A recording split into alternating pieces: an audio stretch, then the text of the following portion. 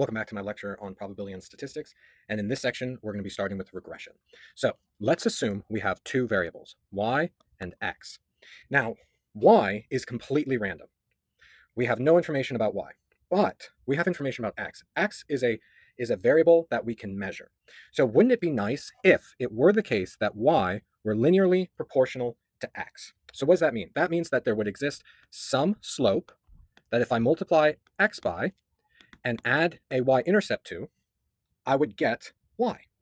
All right, now y is random. And since y is random, this linear proportion would be noisy. So I'm going to have to account for some noise term. We'll denote that with an E, a Greek E for error.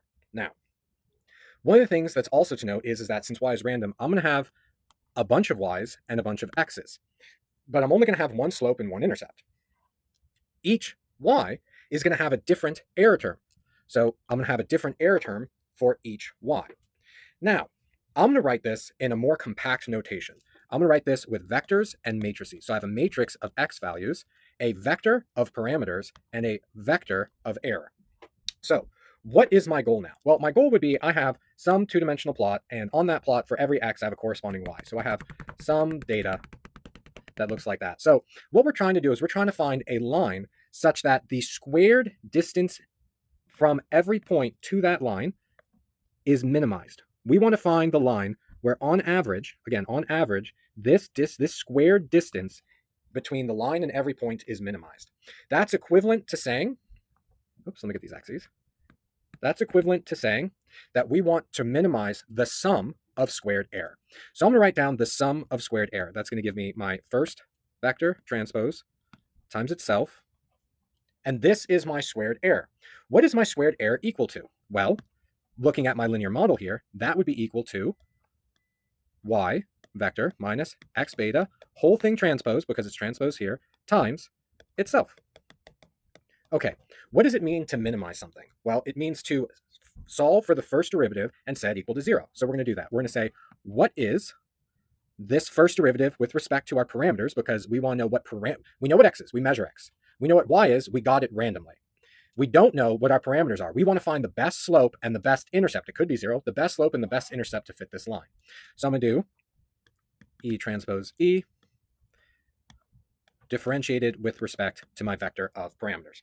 That's going to be equal to, okay, so the outside term squared, so I have y transpose y, minus my outside times my outside. So that's going to be minus y transpose, and then I have x beta, and then that's going to be minus beta transpose x transpose times y. That's this term times this term, and then this outside term, this outside term. So we're going to go, it's inside when you look at the whole thing. So inside outside is going to be the squared term.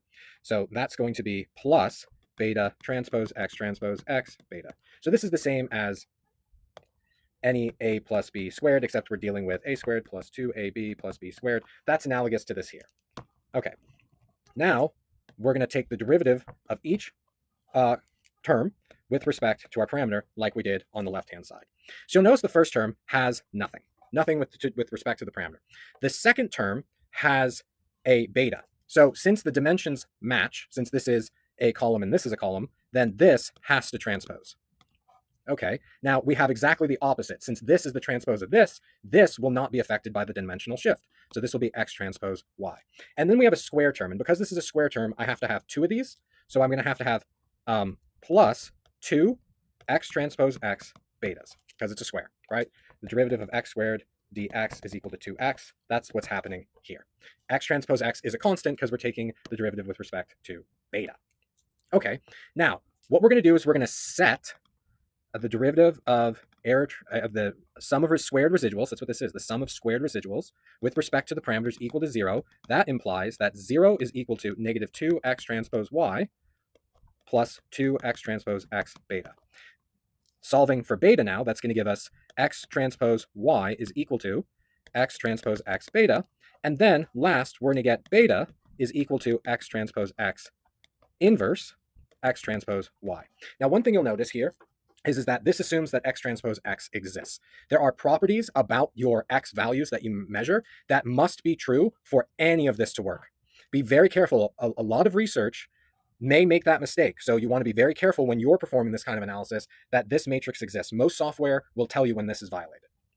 Okay, so we've got our betas. So let's plug in our value of beta back into our linear model here. So I have y is equal to x transpose x inverse x transpose y, plus some error.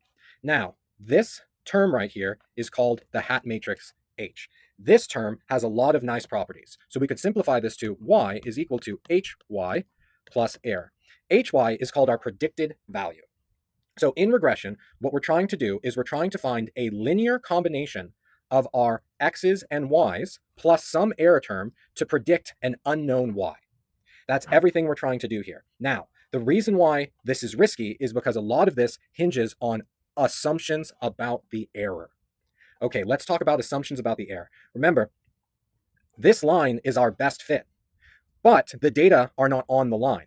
We want to be able to predict with a measure of uncertainty how far off the line any value might be. In order to do that, we have to know properties about the error. So what we do is that we assume that any ith residual inside of this vector is distributed independent and identically normally with a zero mean and an unknown constant variance. Now, back in our previous lectures, we talked about normality and percentiles and centralization. So the residuals are centered, but they have an unknown spread that we need to estimate. And whenever we do predictions, so how do you use a model? What you're going to do is you're going to measure some x. So let's say we have some unknown ith y is going to be equal to some x that we're going to measure times some slope plus some intercept. This is going to give us a prediction. This is our H, this represents our hat matrix because beta was this combination here. So this represents hy. We're going to get some value that we're going to use as our predicted value. All we have to do is plug in our x and multiply it by our slope and add our intercept to it. You will use this predicted value to make predictions, but your predictions are assuming a lot about the error, which means that when you risk making decisions based on your prediction, you're assuming it will be this far off from reality.